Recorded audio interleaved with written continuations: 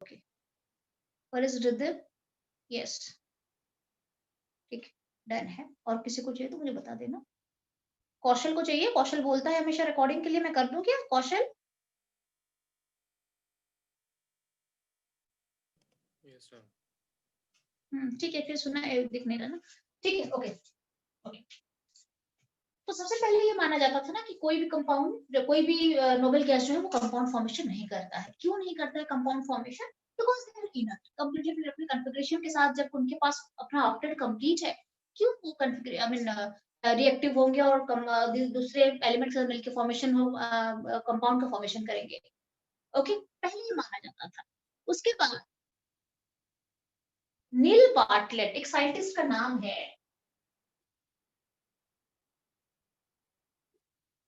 नील Bartlett एक scientist है। तो इसके ऊपर क्वेश्चन आता है, इसके ऊपर रीजनिंग क्वेश्चन आता है, ठीक है। इन्होंने क्या देखा कि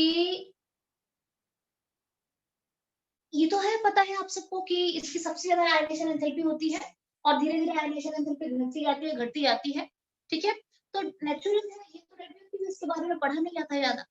रेडियोएक्टिव है, डिके करता रहता है अपना, ठीक है। तो जो लास्ट कंपाउंड जिसके बारे में हम स्टडी करके जान सकते हैं दैट इज ज़ेनॉन, जो कि रेडियोएक्टिव नहीं है, ज़ेनॉन। तो ज़ेनॉन तक पहुंचते-पहुंचते क्या होता है, आयनाइजेशन एंथैल्पी घट जाता है, थोड़ा-सा अच्छा खासा घट जाता है। अच्छा, घटने के साथ साइज भी बड़ा हो जाता है। साइज बड़ा साइज का है तो आयनाइजेशन एंथैल्पी घट जाता है। आई मीन ऐसा हो सकता है अगर कंपाउंड कहीं पे फॉर्मेशन हो तो ज्यादा चांसेस है कि ये कंपाउंड फॉर्मेशन करे। अच्छा, but still it is inert. आपको पता है इसके भी कंप्लीट कॉन्फ़िगरेशन होते हैं, जितना भी बड़ा साइज का हो कंप्लीट कॉन्फ़िगरेशन इसका भी होता है। बट नील बार्टलेट ने ये चेक करा, ये उन्होंने ऑब्जर्व करा कि जो मॉलिक्यूलर ऑक्सीजन होती है ना, मॉलिक्यूलर ऑक्सीजन, सबसे पहले उन्होंने एक कंपाउंड को ऑब्जर्व करा। कौन सा कंपाउंड था?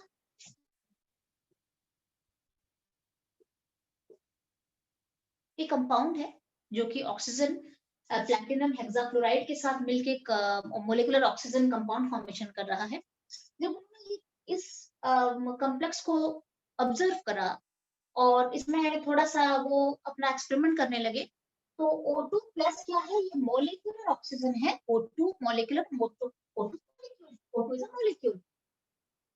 मोलिकुलर ऑक्सीजन जब एक इलेक्ट्रॉन को लूज करता है तो प्लस बनेगा, O2 प्लस बनेगा, और इस सॉल्ट की फॉर्म में है O2 प्लस और PtF6 माइनस है, ठीक है, ओके। जब उन्होंने देखा कि ionization enthalpy of molecular oxygen, इसका मतलब इसने एक इलेक्ट्रॉन लूज कर रखा है तभी तो प्लस है, O2 प्लस है ना, तो इसने एक इलेक्ट्रॉन लूज करके रखा है। तो अगर उसने इलेक्ट्रॉन लूज करा है तो उसका आयनाइजेशन एंथैल्पी कितनी है? उन्होंने ये पाया कि जो ionization enthalpy of molecular oxygen, molecular oxygen का मतलब होता है O2 का, ठीक है। Ionization enthalpy of molecular oxygen कितना होता है? 1175 किलो जूल पर मोल होता है। क्लियर है? मोलिकुलर ऑक्सीजन का आयनाइजेशन एंथैल्पी कितनी होती है? 1175 किलो जूल पर मोल है, ओके। फिर उन्होंने क्या देखा, ज़ेनॉन का आयनाइजेशन एंथैल्पी कितनी होती है? 1170 किलो जूल पर। इन दोनों की इतनी सिमिलैरिटी है, मॉलिक्यूलर ऑक्सीजन के आयनाइजेशन एंथैल्पी 1175 एंड ज़ेनॉन के आयनाइजेशन एंथैल्पी 1170। दैट मींस अगर मैं उस तरीके से कहूं तो the ionization enthalpy of molecular oxygen is equal to that of xenon, लगभग, ठीक है। तो उन्हें ये लगा कि अगर O2 कॉम्प्लेक्स बना सकता है, उसका भी आयनाइजेशन एंथैल्पी इतना है, उसका और ज़ेनॉन का इतना है, क्लियर है। अगर O2 कॉम्प्लेक्स बना सकता है तो व्हाई नॉट ज़ेनॉन। तो उन्हें सबसे पहला एक्सपेरिमेंट ये स्टार्ट करा ज़ेनॉन के साथ।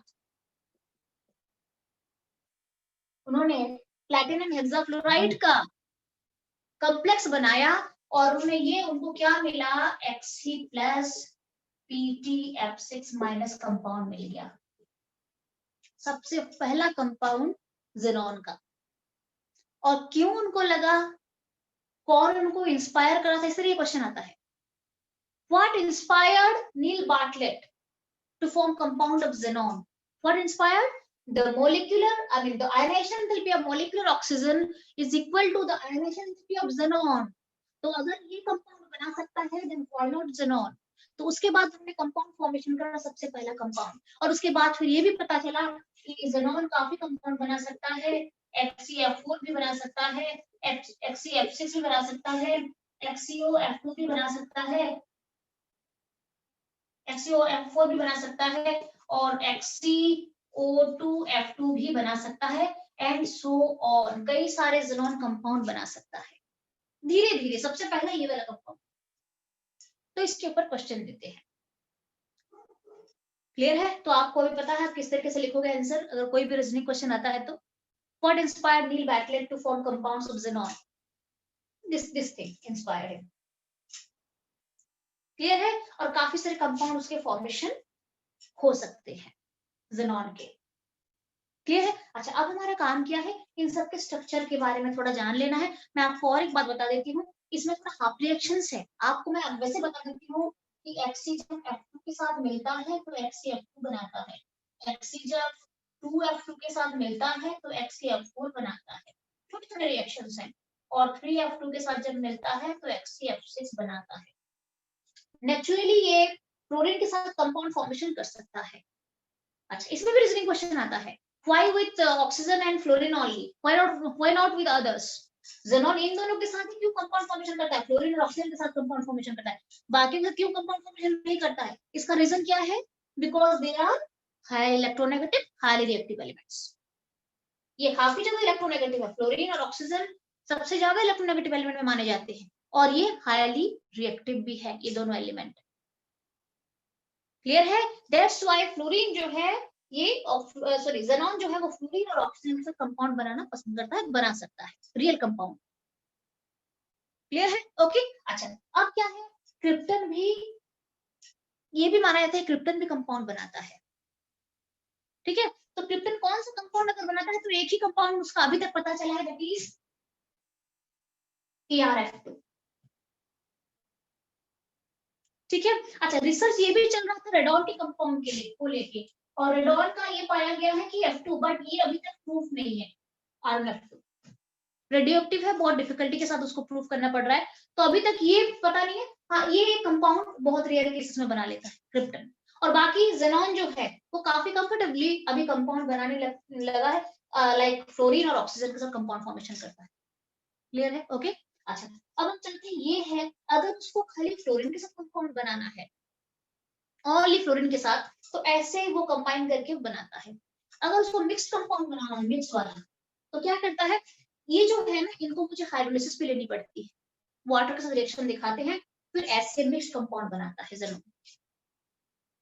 क्लियर है? ये जो ज़ेनॉन फ्लोराइड्स होते हैं ना, वो क्या करते हैं, वो मिक्स्ड कंपाउंड बनाने के लिए वाटर के साथ रिएक्शन दिखाते हैं, फिर ये वाटर के साथ रिएक्शन दिखाते हैं, और फिर ऐसे मिक्स्ड कंपाउंड फॉर्मेशन होता है, XeOF4 लाइक दिस। आप इसे हाफ रिएक्शन में पढ़ सकते हो। एंड XeO3, सॉरी, इसमें और एक भी आता है, XeO3 भी बनाता है। हम इसके स्ट्रक्चर के बारे में पढ़ेंगे, इसका हाइड्रेशन शेप के बारे में पढ़ेंगे। क्लियर है ना? ओके, तो दिस इज डन। आप एक काम करो, आपके पास अभी नोट्स पड़ा है, नहीं तो कल मैं आपको बताऊंगी। आज टाइम भी नहीं, थोड़ा मैं स्ट्रक्चर वगैरह एक्सप्लेन कर देती हूँ, क्योंकि आज आपको मुझे होमवर्क भी देना है इस चैप्टर का, आज ही अपलोड कर दूंगी मैं। क्लियर ना? ओके, तो अब हम देख लेते हैं कुछ कुछ स्ट्रक्चर है, उसको देख लेते हैं फटाफट से, 10 मिनट लगेंगे, खत्म हो जाएगा चैप्टर, आपका टॉपिक पूरा। क्लियर है? हम एक डन मिनट, ये है? नीचे वाला इरेज मत करना।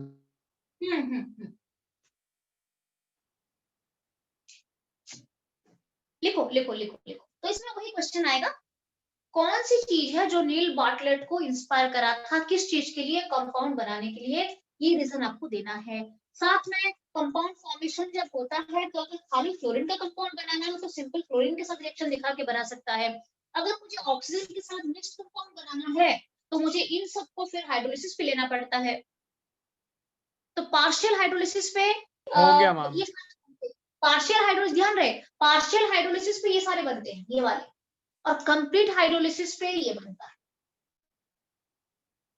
ठीक है, पार्शियल हाइड्रोलिसिस पे ये सारे बनते हैं मिक्स कंपाउंड, और अगर कंप्लीट हाइड्रोलिसिस करूंगी मैक्सिमम वाटर मॉलिक्यूल डाल के, तो XCO3 बनता है। ठीक है, अब हम थोड़ा स्ट्रक्चर में चलते हैं।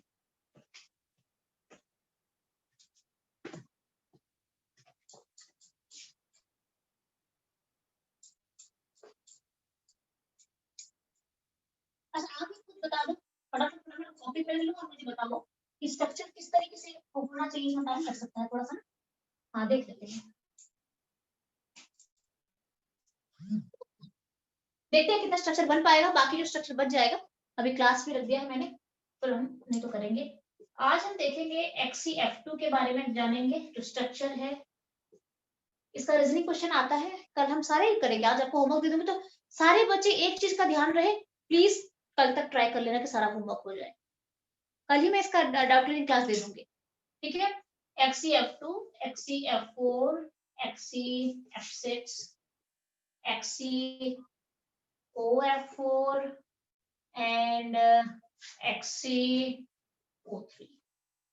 तो ये इनके स्ट्रक्चर एग्जाम में आता है। स्ट्रक्चर बनाओ, एंगल, उसका शेप, हाइब्रिडाइजेशन, ये सब इन पांचों चीजों के बारे में पूछा जाता है, कंपाउंड के बारे में। XCF4 में ठीक है। अच्छा, थोड़ा मुझे आइडिया दे सकते हो XCF4 का हाइब्रिडाइजेशन क्या होनी चाहिए और किस तरीके का शेप लेनी चाहिए?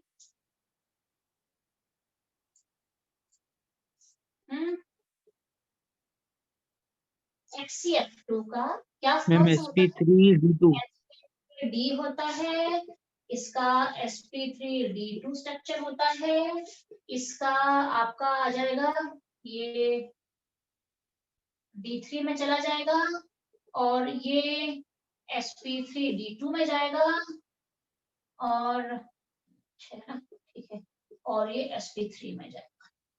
ठीक है, आप इसे नोट डाउन कर सकते हो।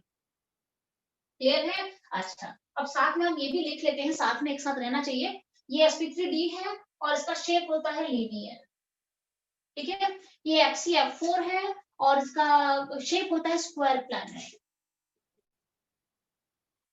ठीक है। अब आपको एक काम करना है, आप ये घर में भी स्ट्रक्चर, आपको VSEPR थ्योरी आती है ना, आप सबको डिराइव कर सकते हो, ये पूरा प्रॉपर आपको मिल जाएगा, ठीक है। XCF6 जो है ये है डिस्टॉर्टेड ऑक्टाहेड्रल,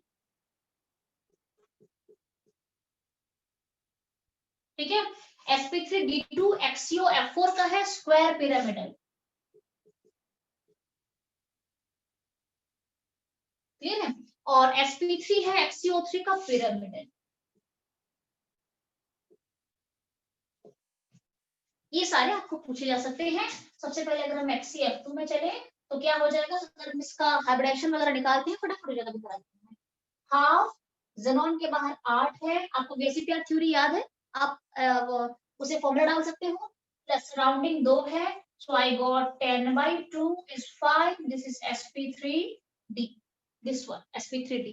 अच्छा, यहाँ पे मुझे इलेक्ट्रॉन पेयर्स मिल गया 5, बॉन्ड पेयर 2 है, ध्यान रहे 2 सराउंडिंग एटम्स हैं, तो बॉन्ड पेयर्स मिल जाएगा 2 एंड लोन पेयर मुझे मिल जाएगा 5 - 2 is 3। So the structure is like this।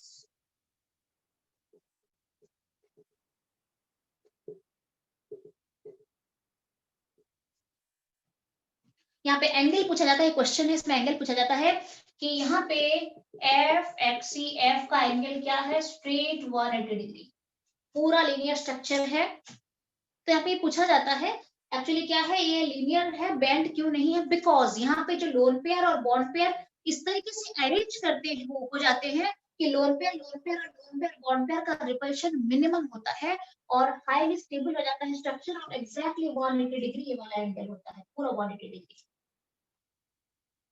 कोई बैंड नहीं होता है, बिल्कुल सीधा स्ट्रक्चर होता है।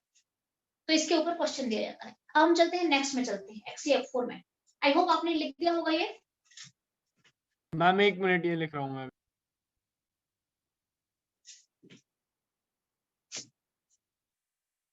बस 1 मिनट। और इसका शेप को हम बोलते हैं लीनियर मानते हैं।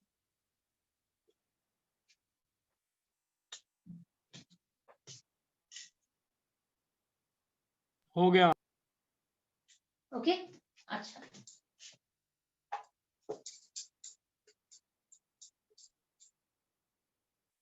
सेकंड में चलते हैं XCF4।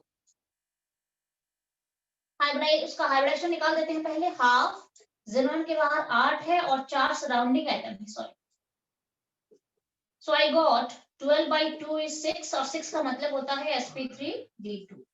अब यहाँ पे मुझे इलेक्ट्रॉन पेयर 6 मिल चुके हैं, सो इलेक्ट्रॉन पेयर 6 है एंड बॉन्ड पेयर्स मेरा आ जाएगा 4 सराउंडिंग है एंड लोन पेयर्स मिल जाएगा 2 और बॉन्ड पेयर लोन पेयर अगर 4 और 2 का कॉम्बिनेशन है तो structure is square planar here.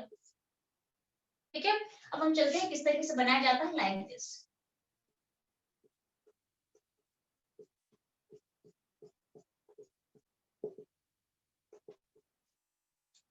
ठीक है, ओके, और ये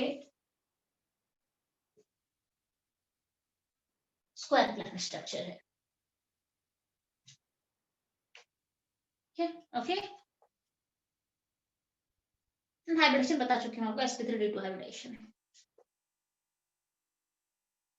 चले आगे बढ़े या आप काम करें क्या? बाकी ये तीन मैं आपको स्ट्रक्चर बना रहा हाँ बना लो, बाकी ये 3 घर में ट्राई कर लोगे। XCF6, XCOF4 और XCO3 ये घर में आप ट्राई कर लेना, कल हम जब मिलेंगे तो ये 3 आपको बताऊंगे, चलेगा?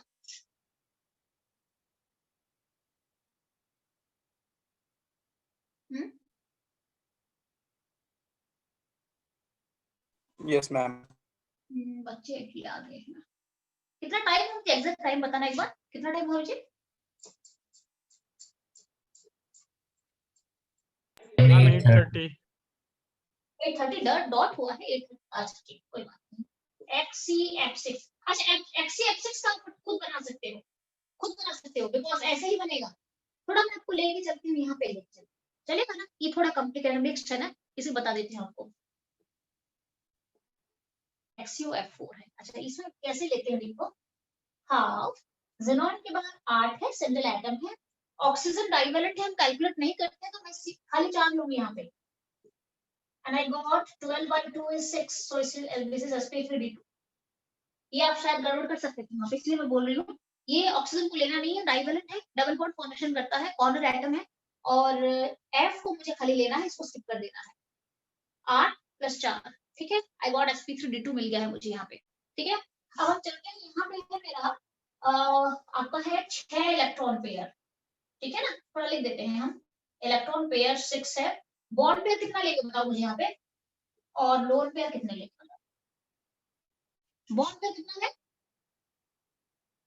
Bond pair yes ma'am 5।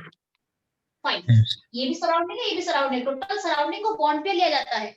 मैंने इसको कैलकुलेट नहीं किया वो अलग बात है, बट सराउंडिंग है, सारे सराउंडिंग है तो मुझे लेना पड़ेगा 5 और लोन पेयर आ गया 1। तो ये इस तरीके से स्ट्रक्चर ले लेता है, Xc है लाइक दिस एंड यहाँ पे डबल बॉन्ड O आता है और यहाँ पे एक लोन पेयर भी रहता है।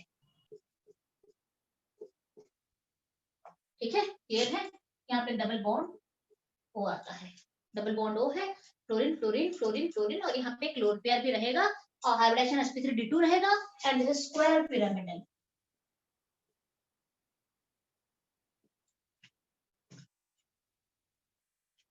क्लियर, क्लियर है? अच्छा ये खुद बना सकते हो, अभी बन जाएगा। XCO3 मैं आपको यहाँ पे एक्सप्लेन करती हूँ, XCO3 का मैं आपको यहाँ पे एक्सप्लेन कर देती हूँ। इसका ले लेंगे हाफ, ज़ेनॉन के बाहर 8 है, ऑक्सीजन को मुझे कैलकुलेट करना नहीं है, स्किप करना है क्योंकि ये डाइवेलेंट है, simple 8/2 is 4, so sp3। Clear है, और sp3 भी हो गया है और साथ में मेरा यहाँ पे है इलेक्ट्रॉन पेयर्स 4 है, बॉन्ड पेयर्स 3 बनेगा, सराउंडिंग है और लोन पेयर यहाँ पे 1 बनेगा। तो ये जो है इस तरीके से स्ट्रक्चर ले लेंगे।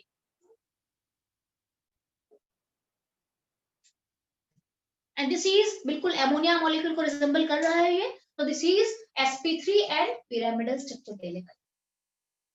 सारा बता दिया है मैंने, अब मैं छुट्टी कर रही हूँ, ये वाला खुद घर में कर लेना, कुछ भी नहीं है, सीधा लिखना है हाफ इंटू 8 + 6 7 आ जाएगा और 7 के बाद एक लोन पेयर भी आएगा, इसके लिए हम इसे डिस्टॉर्टेड ऑक्टेंटल कहते हैं।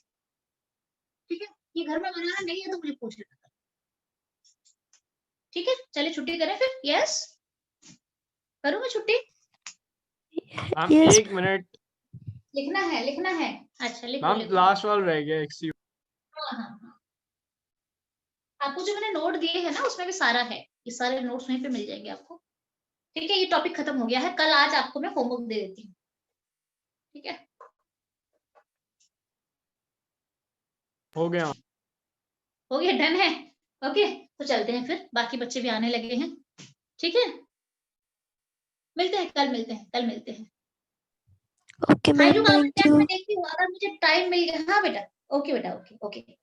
कौशल, हाइड्रोकार्बन का टेस्ट अगर मुझे रात को टाइम मिल गया इनकी क्लास लेने के बाद तो मैं पक्का भेज दूंगी आज। ठीक है, और अदरवाइज कल आपकी फिर आपको टाइम बिल्कुल होनी चाहिए टेस्ट देने के लिए, मैं मानती हूँ, भेज दूंगी, कोशिश करती हूँ। एक तो होमवर्क भेजना है इसका और हाइड्रोकार्बन का टेस्ट, और साथ में एटॉमिक स्ट्रक्चर का भी मुझे भेजना है। ठीक है, मैं लीव कर रही हूँ बच्चे, हाँ बच्चे आने लगे हैं। ठीक है।